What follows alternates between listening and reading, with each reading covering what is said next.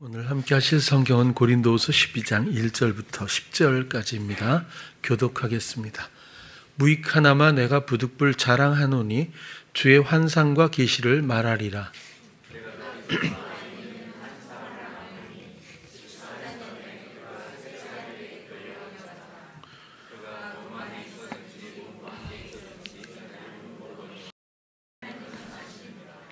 내가 이런 사람을 아노니 그가 몸 안에 있었는지 몸 밖에 있었는지 나는 모르거니와 하나님은 아시느니라.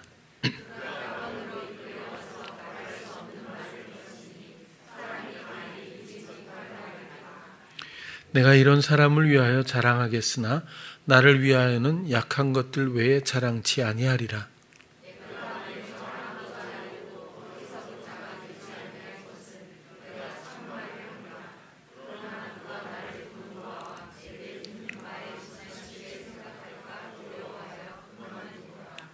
여러 계시를 받은 것이 지극히 크므로 너무 자고하지 않게 하시려고 내 육체에 가시 곧 사단의 사자를 주셨으니 이는 나를 쳐서 너무 자고하지 않게 하려 하심이니라.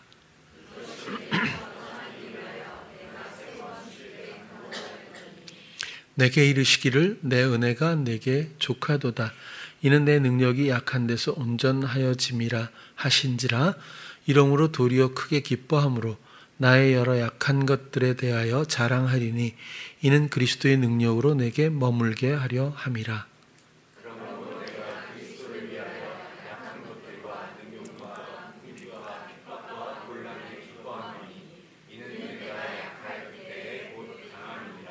아멘. 오늘 이 구절도 많이 익숙한 성경 구절입니다. 이 구절을 통해서 고난에 대해서 좀 더 선명한 이해를 돕기 위해서 말씀을 드리도록 하겠습니다. 무익하나마 내가 부득불 자랑한다. 주의 환상과 계시를 말하리라. 자랑한다는 말은 그대로 자랑한다는 뜻도 있지만 영광을 돌린다, 기뻐하다 이런 뜻도 있습니다. 2절에도 보면 그리스도 안에 있는 한 사람을 아는데 14년 전에 그가 셋째 하늘에 이끌려간 자라. 일단은 본인의 이야기인데 좀 다른 존재처럼 말하고 있는 이 어법의 의미는 설명으로 이해시킬 수 있는 그런 계시나 경험이 아니기 때문이고, 그리고 지금 바울은 육체의 가시라고 하는 사단의 사자라고 하는 많은 회방과 시험에 노출되어 있으면서 자기의 약함 가운데 그리스도의 능력을 힘입어 인도받고 있는 그 연약함의 기쁨,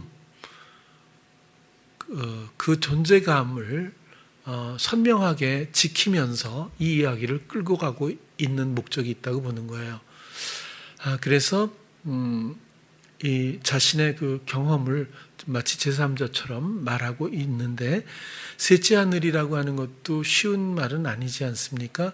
그런데 학자들은 그래요. 이건 헬라식 우주관이라고, 대기권을 첫째 하늘이고 사람이 가보지 못한 광활한 우주를 둘째 하늘이라고, 그 다음에 하나님이 계시다고 하는 그 영역을 셋째 하늘이다라고 하는 우주관에 근거해서 바울이 이렇게 말했다라고 주장은 해요. 충분히 근거가 있지 않을까 싶습니다. 당시에 그런 우주관이 있었다면 그럴 수 있었겠구나. 그렇지만 우리가 충분히 이 정도의 그 표현으로 이해할 수는 없을 것 같아요. 어쨌거나 전혀 육신을 입고 있는 동안 교통할 수 있는 영역은 아니라고 보여지고, 또 이해할 수 있는 그런 영역이 전혀 아닌 것 같긴 해요. 그리고 이제 또 뒤로 넘어가서 4절도 내가 이런 사람을 아노니 하고 이제 이렇게 소개를 하는데, 그가 낙원으로 이끌려가서 말할 수 없는 말을 들었으니 사람이 가히 이르지 못할 말이로다. 사람이 가히 이르지, 여기서 이르지가 뭐 도달하다 이런 뜻이 아니라 이르지, 이건 말하다라는 뜻이에요. 말할 수 없는 말을 들었는데 사람이 가히 말하는 그런 그렇게 해서 사람이 할 수 있는 말, 그런 말이 아니었다, 이런 뜻이겠죠. 그렇게 설명하고 있고요. 쭉 그냥 읽어볼게요. 내가 이런 사람을 위하여 자랑하겠으나 나를 위하여는 약한 것들 외에 자랑치 아니하리라. 육신을 입고 있는 사도 바울의 자기의 정확한 좌표, 자기의 존재감으로서는 약한 자기 자신의 모습, 자기가 약함으로 말미암아 그리스도를 의뢰하고 전격적으로 신뢰하며 의지할 때마다 나타나는 그리스도의 주장과 다스림의 강력한 하늘의 지혜와 능력, 그 관계성에서 자기를 지금 정립시켜 놓고 말하기를 원한다고 보는 거예요. 만일 내가 자랑하고자 하여도 어리석은 자가 되지 아니할 것은 내가 참말을 함이라. 그러니까 이렇게 계시에 대한 말을 해도 나는 거짓이 아니라는 얘기겠죠. 그러나 누가 나를 보는 바와 내게 듣는 바에 지나치게 생각할까 두려워하여 그만두노라. 자세한 말을 이제 안 하게 되는데 7절로 넘어가 볼게요. 이렇게 여러 계시를 받은 것이 지극히 크므로 너무 자고하지 않게 하시, 스스로 자기를 높이는 거죠. 자만하지 않게 하시려고 내 육체에 가시 곧 사단의 사자를 주셨으니 이는 나를 쳐서 너무 자고하지 않게 하려 하심이라. 반복해서 설명하는데 육체의 가시 곧 사단의 사자를 주신 이유는 계시가 큰데 그 계시 때문에 자고하지 않게 하시려고, 또 자고하지 않게 하시려고 만이 목적이 아니라 자고한다는 건 뭐죠? 스스로 높여지는 것이고 스스로 거만해지는 것이고, 그 거만이라고 하는 것은 되지 못하고 된 줄로 아는 것이고, 자기 경영, 자기 생각을 말하는데 주저함이 없을 거라고요. 그래서 온전히 그리스도의 통로로서의 역할이 아니라 자기의 생각이나 자기의 주장을 굽히지 않고 표현할 수밖에 없는 그런 허점들에 대한 경계심을 조금 읽어볼 수 있겠는데요. 이렇게 하는 것은 그래서 계시가 너무 커서 자고하지 않게 하기 위해서 육체 가시를 주셨다로 끝나는 것이 아니라 자고하지 않고 오직 그리스도께 유약한 자로 남겨져 그리스도의 능력을 사모하며 다스림에 순종하는 그 자리에 있을 때 비로소 하나님의 뜻을 이룰 수 있고, 나를 통해서, 그러니까 바울을 통해서 그리스도의 능력이, 모든 것들이 그의 뜻 안에서 표출되는 그런 주님과의 관계, 내가 자랑할 것은 이 연약함이다 하는 자기의 자리에서 이런 말을 하고 있다라고 보여지는 거죠. 그런데 어쨌든 너무 고통스럽기 때문에 이것이 내게서 떠나기 위해서 내가 3번 주께 간구하였다. 그런데 9절로 가보면 여기서 가시라는 참 7절에서도 보면 가시가 작은 거라고 생각하지 않기를 바란다고 했죠. 말뚝이라는 뜻이고 말뚝의 뾰족한 부분, 뭐 이렇게도 이야기하고요. 그리고 육체적인 괴로움, 이런 의미도 가지고 있어요. 그리고 7절에 아직도 쳐서, 그죠? 근데 이는 나를 쳐서 너무 자고하지 않게, 육체에 가시고 사단의 사자를 주셨는데 이는 나를 쳐서, 육체의 가시가 뭐예요? 바울을 치고 있다는 거잖아요. 사단의 사자가 바울을 치고 있다는 건데, 이렇게 친다는 뜻을 보면 그냥 이렇게 살짝 치는 게 아니라 주먹으로 치다, 주먹으로 때리다, 세게 치다, 뭐 이런 뜻이에요. 그러니까 강력하게 지금 맞는 어떤 그런 의미일 것 같아요. 9절로 가봅니다.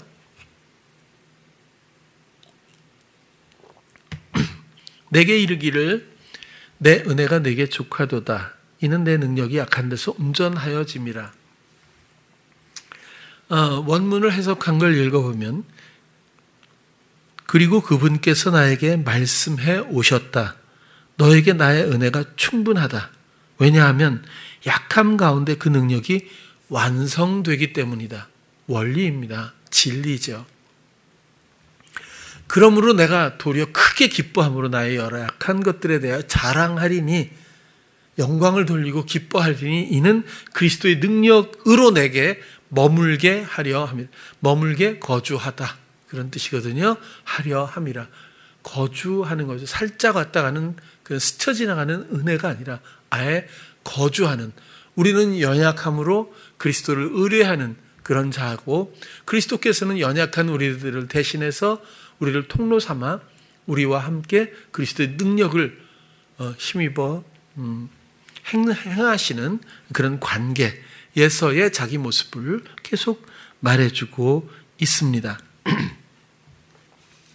10절로 보면, 그러므로 내가 그리스도를 위하여 약한 것들과 능욕과 궁핍, 핍박, 곤란을 기뻐하노니 이는 내가 약할 그때 곧 강함이니라.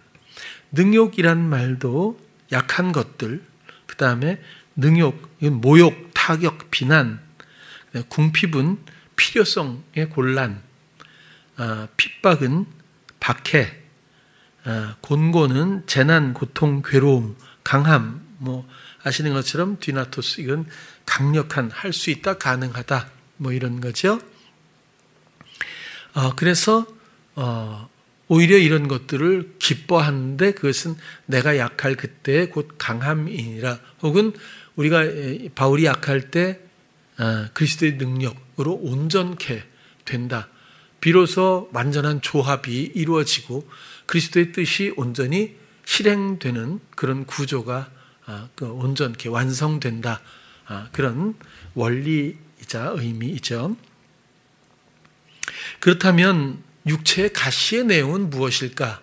그렇죠?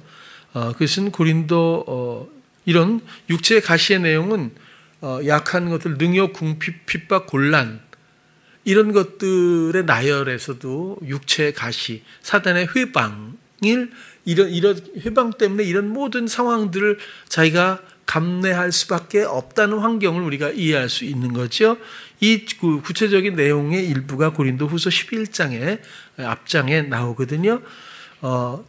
교독할게요. 저희가 그리스도의 일꾼이냐 정신없는 말을 하거니와 나도 더욱 그러하도다. 내가 수고를 넘치도록 하고 옥에 갇히기도 더 많이 하고 매도 수없이 맞고 여러 번 죽을 뻔하였으니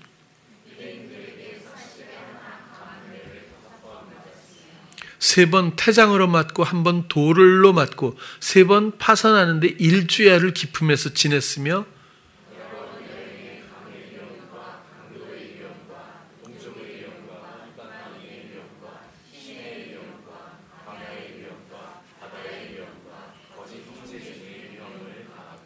또 수고하며 애쓰고 여러 번 자지 못하고 줄이며 목마르고 여러 번 굶고 춥고 헐벗었노라. 바울의 바울의 생활상을 그대로 이것뿐만이겠어요? 좀 더 자세히 기술하라고 하면 아마 엄청난 양을 또 써내줄 수 있겠죠. 그래도 간결하게나마 바울이 이렇게 편지에 쓴 걸 보면 바울의 삶이 어땠는지 알겠죠. 사단이라면 가만히 놔뒀겠어요, 바울을? 중요한 것은 사단의 이런 모든 회방을 하나님이 허용하셨다는 데 문제가 있는 겁니다.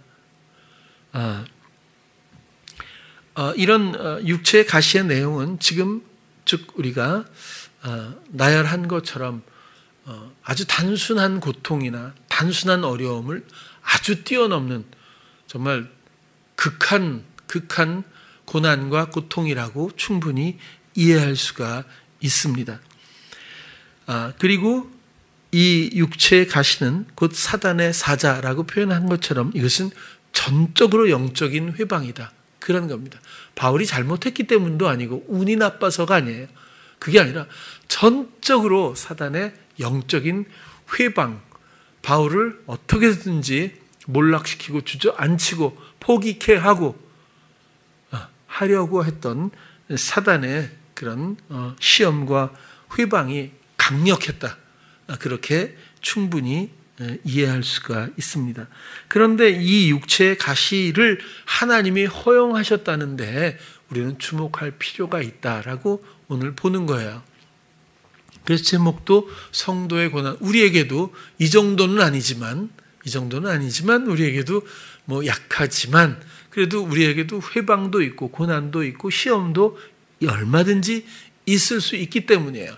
그런데 바울처럼 우리도 회방이 없도록 해주세요, 시험에 들지 않게 해주세요 라고 제가 볼 땐 별로 기도를 안 하신 것 같아요. 그냥 당하고 끝나고 또 당하고. 왜냐하면 기도했으면 아마 하나님이 말씀하셨겠죠.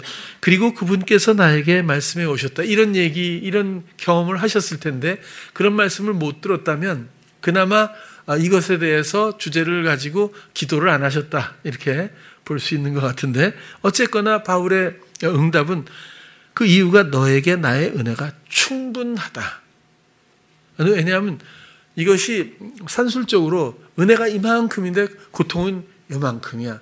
그래서 이걸 빼고도 요만큼이 남아. 이런 문제가 아니잖아요. 이건 그런 공식이 아니죠. 그게 아니라 이걸 허용함으로써 네가 마음을 경고케 하고 네가 나에게 의지하는 모든 것을 순결케 함으로 나의 모든 행함이 너를 통해서 완성됨으로 말미암아 그 강함 안에 네가 있고 너의 연약함이 나를 향하는 이 관계에서 우리는 나의 뜻을 이루어가지 않겠니? 그래서 내 은혜가 너에게 충분하다, 넉넉한 것 아니겠니? 이런 설명이겠죠. 이 세상에 사단의 이런 회방까지도 하나님이 조절하고 허용하신다라는 근거로서 이 세상의 모든 것은 하나님이 만드셨습니다. 그리고 지금도 모든 것은 하나님이 다스리십니다. 하나님의 뜻 안에서.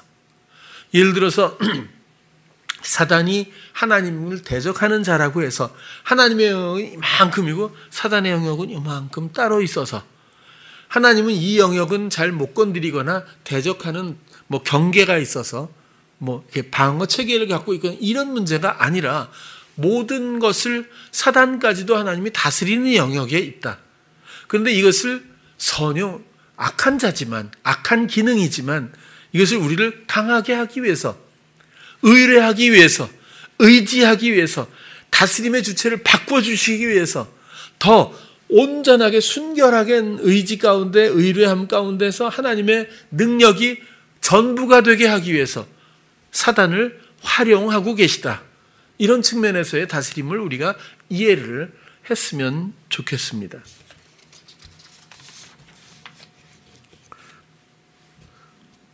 사단도 우리의 유익을 위해서 하나님이 적절히 허용하신다는 그런 원리.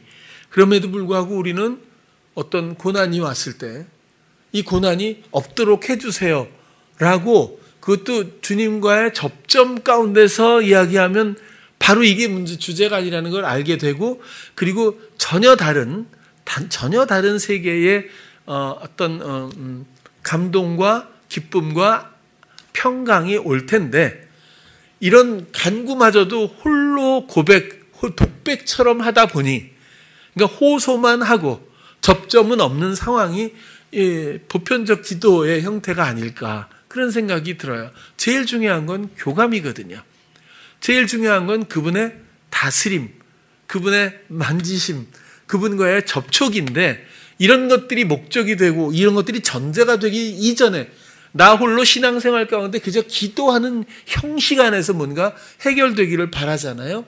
그럼에도 불구하고 응답이 심심치 않게 오기 때문에 혼란이 일어나고 있다. 저는 이렇게 생각이 들어요. 하나님이 아예 너는 막 혼자 얘기하니까 안 해줄게, 이렇게 선명한 태도를 보이시면 수많은 사람들이 좀 더 가까이 나아갈 텐데, 우리가 대강 생각해도 잠깐만 시선만 틀어도 우리 마음에 달라지기 시작하고 이러기 때문에 거기서 좀 안주하는 그런 경험들을 많이 하는 게 아닌가 싶어요.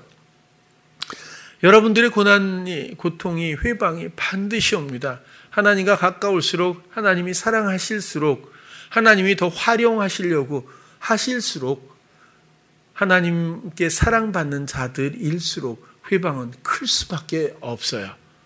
그렇죠? 그러나 회방받는 자들의 마음에 그리스도가 선명할수록 회방을 받는다고 하면 그리스도가 선명한 만큼 회방이 회방으로 느껴지거나 영향력으로 느껴지지 않는 그런 보호하심이 있습니다.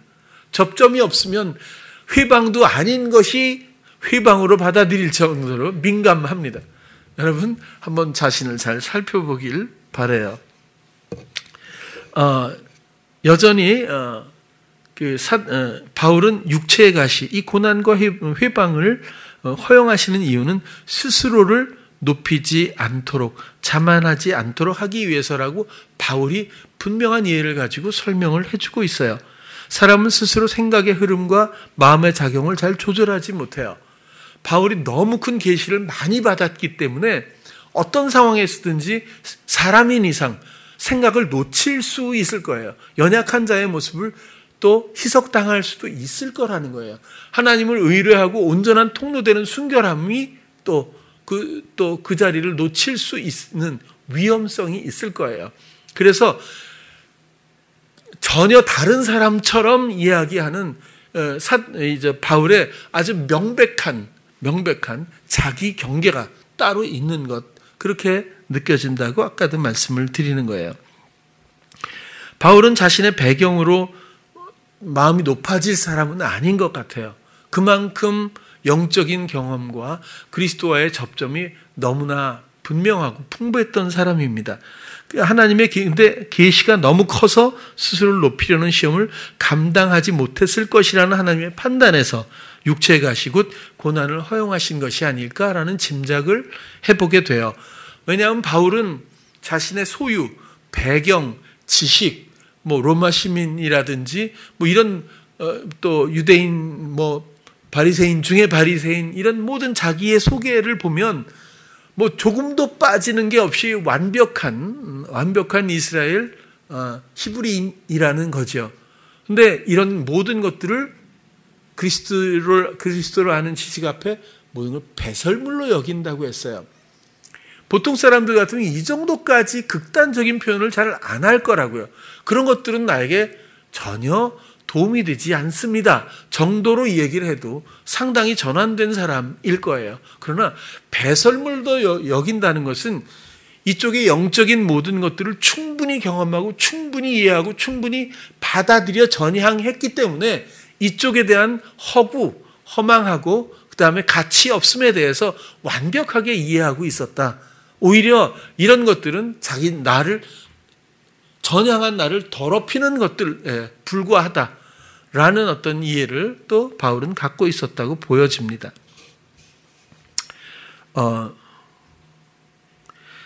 이 고난의 목적은 결국 자고하지 않게 하려고 이지만 자고하지 않는 것, 이것의 또 다른 말은 스스로 경영권을 행사하는 것이나 마찬가지 아니겠습니까? 그리고 우리의 경영은 스스로가 아닙니다. 이 에덴에서의 딱 그냥 아주 완벽한 이 골격의 이 공식 원리는 부추김에 의한 자기 경영이에요. 부추김, 에덴 동산에서의 그 장면에서 사단이 등장하지 않았다면 아무 일도 일어나지 않았을 거예요. 아마 하와가 막 다니면서 보면서 먹음직 했다고 해도 그는 따먹을 용기나 그런 의지가 없어서 그렇게 생각이 안 들어요. 혹시 그런 생각이 들었다고 해도 용기가 없었을 것 같아요. 하나님의 말씀을 어길 만큼. 그래서 부추김이라는 것은 대단히 뭐라고 할까요? 어떤 영향력이 없어 보이는 어떤 그런 유형으로 다가오지만 실제로 결과로 보면 엄청난 결과를, 정말 악한 그런 결과물들을 도출하는 것처럼 이 부추김이 없다면 하나님의 사랑도 온전히 이루어지지 못하는 그런 역설이 또 이곳에 있지 않아요? 그럼에도 불구하고 원리를 딱 정리하면 부추김에 의한 자기 경영. 그리고 부수적으로 말씀드렸죠. 자기 경영은 우리가 경영케 함으로써 경영에 대한 모든 책임은 우리에게, 사람에게 지게 만들어요. 바리사장은 그래도 대가라도 받는데 이건 그것보다 더 추악한 거거든요. 전부 하게 하고 보암직, 먹음직 다 하게 하고 그리고는 언젠가 다 버려버리듯이 그렇게 단절하고 그렇게 망하게 하거든요. 어쨌거나 하나님이 고난을 허용하신 이유는 자고하지 않게 하기 위해서, 다시 말해서 의뢰하는 모든 것들이 희석되지 않게 하기 위해서, 약한 그 상태에서 무력감을 가지고 의뢰함으로써 그리스도의 능력으로 온전케 되는 지금의 이 관계를 지켜주기 위해서. 그렇죠. 우리도 똑같습니다. 우리도 동일하죠. 우리에게 고난이 왜 오죠? 그렇다면 영적인 메시지는 전 동일하다고 봐요. 우리 청년들이 사회생활도 하고, 물론 학교생활도 합니다. 근데 사회생활도 하고 가정생활도 이제 하고 또 시간이 갈수록 여러 가지 경험을 더 하겠지만 뒤를 돌아보면 성숙한 만큼, 이것은 아픈 만큼이라고 해도 전혀 틀리지 않아요. 세상 원리도 그렇습니다. 힘든 만큼 또 성숙해져요. 그런 경험이 전혀 없으면 남는 건 철없음밖에 없을 거예요. 아마 뭐가 뭔지도 잘 모를걸요. 물론 그렇다고 해서 마음이 변질되면 마음의 문제가 아니라 원리가 그렇다는 거예요. 고난의 목적은 의뢰하기 위해서입니다. 나의 무력감을 우리가 내가 정말 얼마나 무능하고 내가 하면 얼마나 안 된다는 것, 내가 얼마나 어리석고 무능하고 정말 이렇게 속임을 당하는데 익숙해져 버린 어린아이보다 못한 100점 100패 정도가 아니라 사단의 이런 부추김을 분별도 하지 못하고 실행해버리는 이런 유약함 가운데서 언제나 굴종의 삶을 살 수밖에 없는 이 영혼이라고 하는 것을 깨닫는 그런 어떤 체험장이 인생입니다. 각자 경험담은 달라도 상황은 달라도 얼마든지 그런 기회는 있을 거예요. 하나님이 사랑하신다면 분명히 마음에 도전이 오는 그때가 있을 거예요. 그리고 꼭 그렇지는 않지만 하나님이 맡겨주신 일이 클수록 이런 것들이 당연히 큽니다. 이 고난의 강도가 엄청나게 클 수밖에 없어요. 여러분, 사도들은 어떻게 죽었어요? 다 정말 끔찍하게 죽었어요. 사도들을 찾아보면 으악 그렇게까지 할 필요가 없는데 그리스도의 복음을 전하기 위해서 이들은 정말 쉬는 법도 없고 목숨은 아예 신경도 쓰지 않을 만큼 이건 어떤 차원에서 말을 할 수가 없을 정도였어요.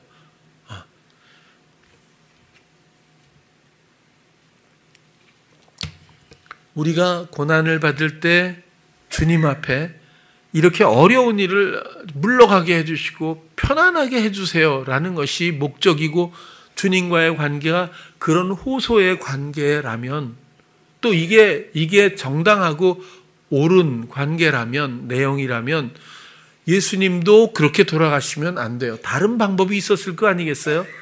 영광을 받으시며 세상을 변화시키는 방법이 있었을 것 아니겠어요? 물론 이런 것들은 사단 쪽에서 주로 제공하는 또 내용이기도 하지만 제자들도 이렇게 왜 죽이는 걸 허용하셨겠어요? 그러면 안 되는 거 아니에요?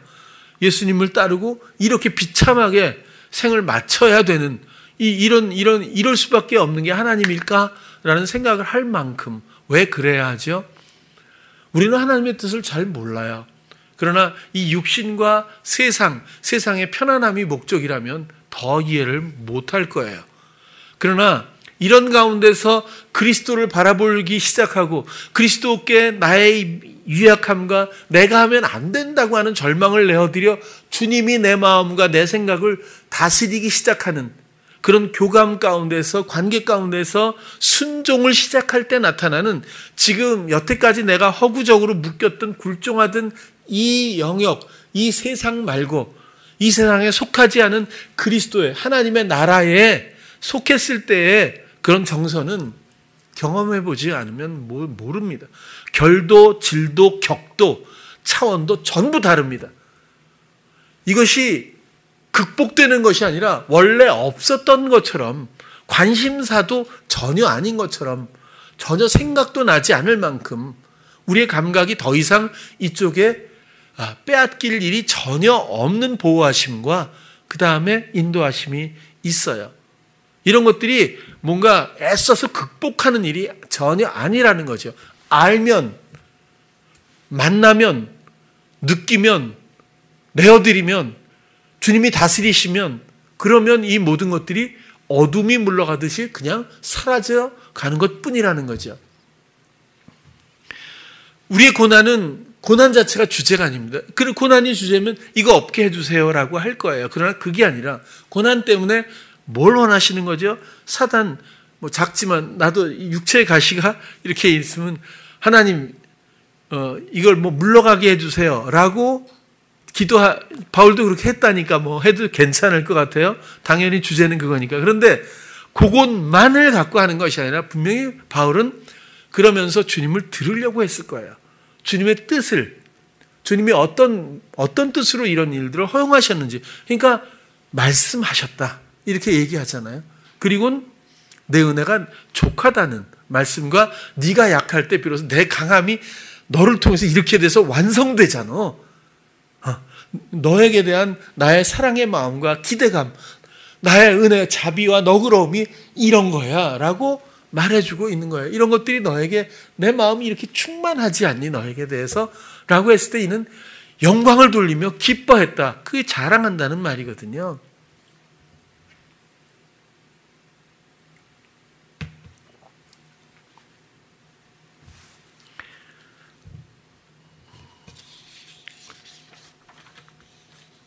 성도들의 고난, 우리들이 살면서 어려움이 반드시 있어요.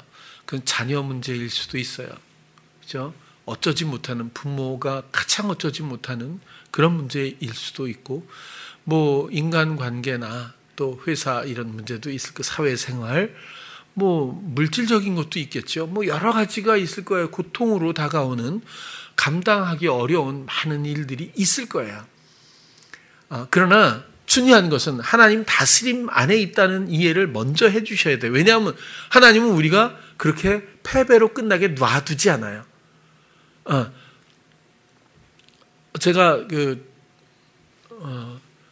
헬스클럽을 6개월 아니면 안 받아줘서 6개월 한꺼번에 끊잖아요.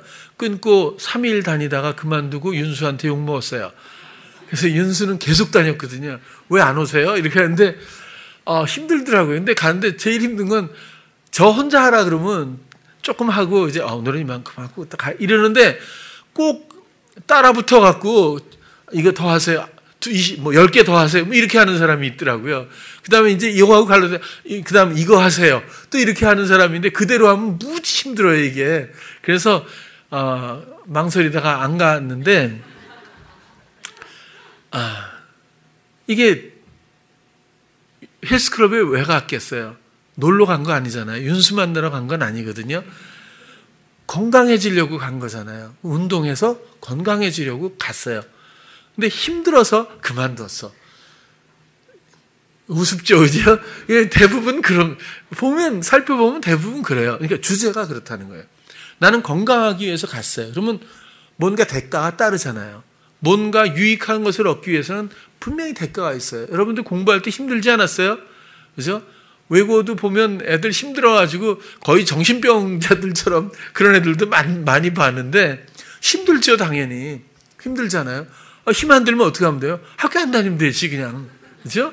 모터로 진학을 하고, 고등학교 힘든데 못하라고요. 아니면 저 지방에 가서 편안한 환경 좋은 학교에 가면 그렇게 힘들고 뭐 있어요. 그죠?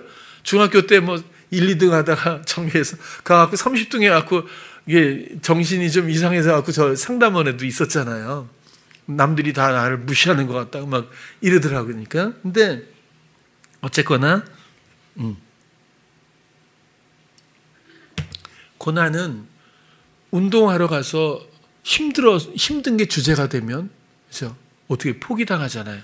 저처럼. 고난이 왔을 때 이건 단련 중이에요.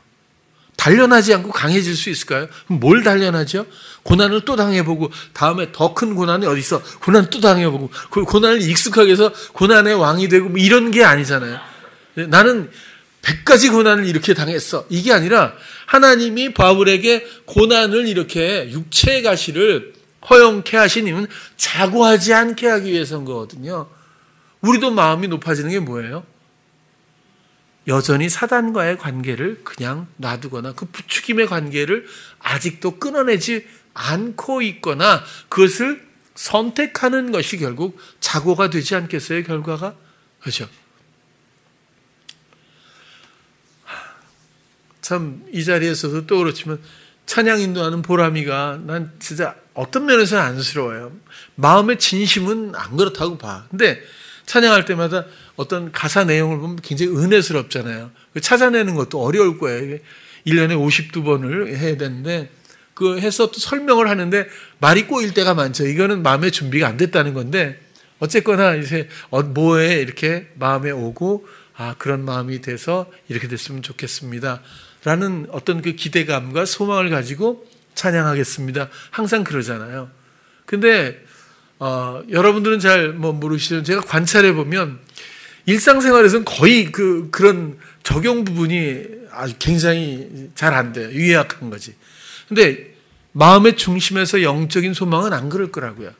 저는 마음의 중심에서의 그 소망을 확장시켜주고 싶은 거예요. 행위로 봤으면 우린 다 헤어졌어야 돼. 우리 청년들 저하고는 누가 그죠? 근데 행위가 아니라 지금 나타나는 건 부추김에 의해서 그럴 수 있어요. 그럼에도 불구하고 단련의 시기가 분명히 올 것이고 그 단련의 과정을 거쳐서 자고하지 않고 사단과의 관계 가운데 성향적인 삶을 이제는 내가 경영하지 않고 내려놓고 온전히 주께 의뢰하는 날이 언젠간 오지 않겠느냐라고 처음엔 세월을 기대했지만 그건 내려놨어요. 얼마가 걸리든 나는 나의 할 일을 하리라. 포기한 건 아니고 그렇게 정리를 했다는 뜻이에요. 그래서 비난하는 건 아닌데 마음의 기대감은 항상 있죠. 그래서 정말 어려운 일이 아니잖아요. 그렇죠? 어려운 일이 아니거든요. 이 고난 가운데 하나님의 다스리시는 이 전체적인 이 사랑의 그 계획과 운영 가운데서 이 고난이 주는 유익이 메시지가 무엇인지 하나님 이 고난이 주는 당신의 뜻은 무엇입니까? 그러면 이 고난과 연관되는 것과 전혀 상관없는 다른 것에 대한 확신이 올 때가 있어요. 그런 인도하심을 발견하게 될 때도 있어요. 꼭 연관성만 있는 것도 아니더라고요. 우리의 관심사를 주께 돌리면 주가 알게 하시는 놓쳤던 무엇을 또 감각하게 하실 때가 있거든요. 이 말이 전부도 아니에요. 사람마다 다 다르고 상황마다 분명히 다른 인도하심이 시작돼요. 주를 바라보지 않고 어찌 주와 대면할 수 있으며 주와 이야기를 할 수 있으며 교감할 수 있으며 인도받을 수 있겠습니까? 우리가 주님을 바라보지 못할 때 우리 마음이 세상을 너무 향할 때 반드시 우리 마음에 어려움이 상황에 고난이 찾아올 수 있다는 거예요.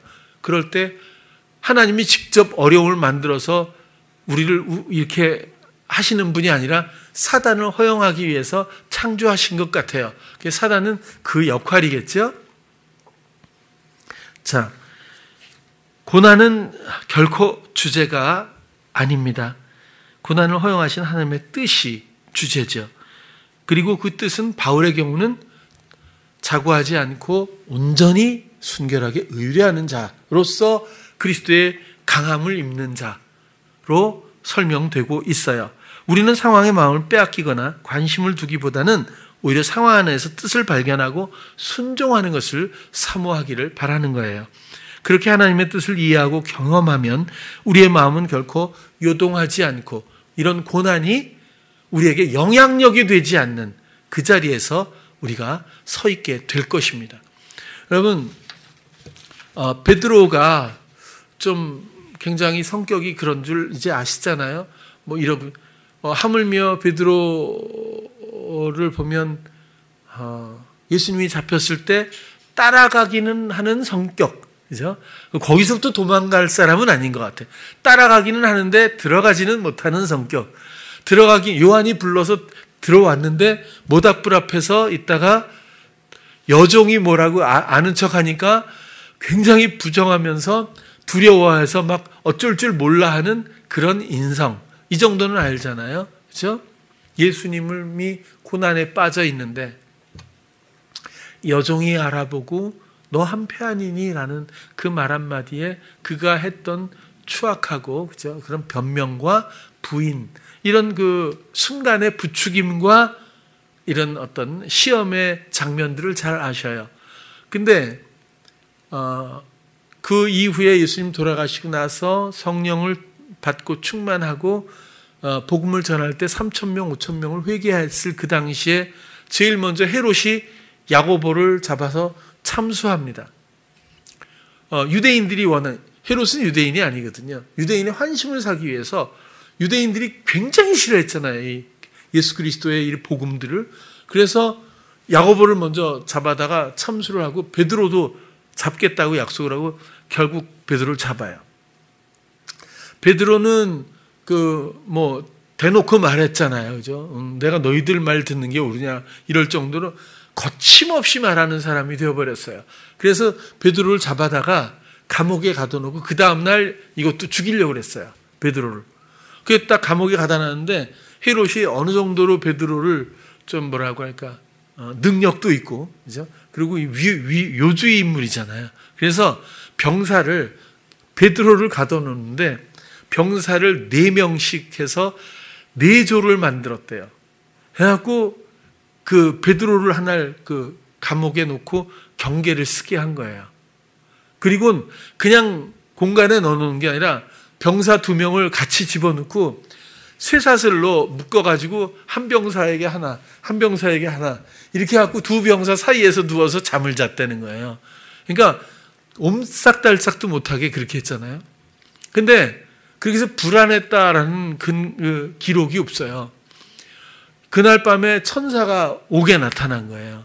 천사가 딱 나타났는데 베드로가 자는데 안 일어난 것 같아. 얼마나 많은 병 확 자니까 이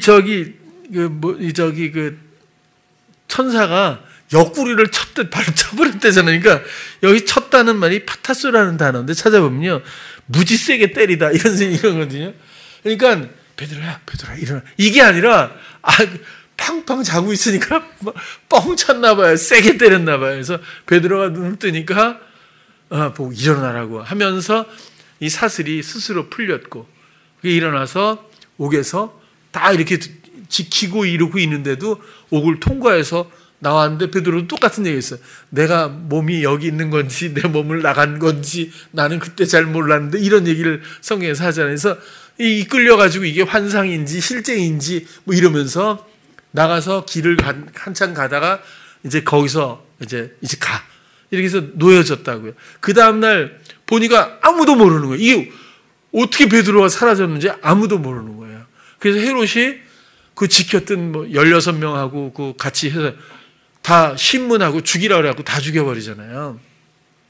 그 베드로가 이제 마가의 집에 갔어요. 갔더니 그 베드로가 잡혔다는 걸 알고 모여서 엄청 기도한 거예요. 그날 막 얼마나 기도했겠어요. 막 기도하는데 베드로가 막 두들긴 거죠. 막 그저 이제 막 두들기니까 너무 시끄럽게도 못하겠지만 막 여종이 나와서 누구세요? 그러니까 나 베드로야 그랬더니 놀라가지고 문도 안 열고 도로 들어가거든요. 막 들어가고 기도하는데 뛰어 들어가고 베드로가 왔어요. 베드로 막 이렇게 된 거예요. 그랬더니 네가 이제 제정신이 나갔구나. 기도하면서 막상 하나님이 천사를 통해 보내줬는데 기도는 하는데 믿는 사람은 없더라. 이게 지금도 우리 신앙이 주로 그런 거 아니겠어요? 이제 어떤 상황에서도 유연하게 그래? 우리의 기도를 응답하셨구나. 이런 믿음을 보여준 사람이 없고 네가 정신이 나갔구나. 뭐 이럴 정도로. 그러다가 나가 보니까 진짜 베드로가 서 있거든요. 베드로가 왜 이렇게 됐을까요? 자기의 유약함을 너무 잘 알아요. 너무너무 잘 알아요. 베드로는 다 경험을 했잖아요. 단련을 받은 거예요. 얼마나 자괴감이 많았을까요? 얼마나 억장이 무너지는, 그죠? 자기 절망이, 그 마음에 속삭임이 얼마나 많이 있었을까요? 유다는 포기했잖아요, 인생을. 자기도 어찌 보면 막 포기하려고도 그러니까 굉장히 힘이 들었을 거라고 봐요. 그렇게 사랑했던 예수님을 이렇게 배신하고 버려버렸으니 그 마음이 오죽했겠어요. 그러나 그가 결국에는 자기 삶으로 이제 살지 않고 하나님과 대면하여 정면에서 말하는 사람이 기쁘게 되고 이제는 하나님의 말씀대로 사는 사람이 되어서 이런 고난과 비난과 나의 마음의 여러 가지 우울함과 자기의 절망, 부추김의 소리 이런 것들은 전혀 베드로에게 영향이 되지 않더라. 옥에 있으면서도 깊이 잠들 수 있는, 그죠? 여러분, 편안한 집에 침대에 누워도 조그만 일만 있어도 속상하면 잠이 안 오잖아요. 근데 어떻게 감옥에 16명을 4조로 지키고 양쪽에 묶어놓고 그 병사들도 무슨 잘못이 있다고 그래 거기. 그렇게 철저하게 지킬 때도 그 세게 그냥 옆구리를 차버릴 정도로 잠을 자요. 실신한 건 아닐 거예요 아마. 그죠? 베드로가 그 정도로 이제 영향력에서 온전케 벗어난 영적 상태일 거다라는 생각이에요. 여러분 언제나 예수를 믿으면서 고난을 극복해 나가는 게 아니에요. 예수님을 사랑하면 이런 것들은 처음부터 없었던 것처럼 이라는 자기 역할을 충분히 하고는 그리고는 사라지는 것 뿐이에요. 누구를 사랑하면 비가 와도 행복하고요. 그죠? 비가 오면 만물이 축복받는 것처럼 보이지 않던가요? 그죠? 그 다음에 눈이 와도 막 이쁘지 않아요? 막 행복하잖아요. 사랑하는 사람이 없고 사랑하는 마음이 없으면 비 오면 질척대서 싫고 눈 오면 또 눈 오는 대로 미끄러워 싫고 다 싫어요. 모든 게. 그럼 눈이 무슨 잘못이에요? 비가 무슨 잘못이에요? 마음이죠. 마음의 주인이 사단이냐 세상이냐 나의 경영적 부추김에 의한 이 원리냐 아니면 그리스도 하나님의 나라의 백성이냐 사랑 안에서 그분의 능력이 나의 모든 전부가 될 때에 우리는 완전한 전환을 이룰 수 있고 이것이 복음의 원리이기도 한 거잖아요. 에덴에서부터 시작됐던 사단의 이런 정말 간악한 패역의 속임과 대적의 원리들을 이제는 우리가 더 이상 동조하지 않고 오직 우리의 마음을 지켜 주님께 내어드려 의뢰할 때마다 이제는 더 이상 고난이 우리에게 고난으로 고통으로 여겨지지 않고 오히려 하나님께 영광을 돌리고 기뻐할 수 있는 고난의 그 바울의 고백이 우리에게도 얼마든지 가능하다. 그래서 이런 전체적인 바울의 상황들을 우리가 오늘 살펴보며 우리에게 한번 적용해 보기를 원했던 겁니다. 우리가 약할 때, 우리가 무력할 때 주님의 능력이 우리를 견인하십니다. 우리는 하나님을 위해서 유능해지려고 하고 영향력 있는 사람이 되려고 하지만 정작 복음은 자신의 모든 시도를 내려놓고 주님께 온전히 내어드릴 때 가능합니다. 우리는 무력하고 무능하고 어리석을 뿐이잖아요. 그것이 오히려 그리스도를 만났을 땐 이것이야말로 기쁨의 근원이 되고 자랑의 근원이 될 수 있다. 그런 역설적인 진리를 우리가 다 이해했으면 좋겠어요. 바울에게 고난을 허용하신 이유도 오직 자신의 능으로 하지 않고 주님의 능력을 의지하게 하신 목적이 있는 것처럼 우리들도 동일한 원리를 이해했으면 좋겠어요.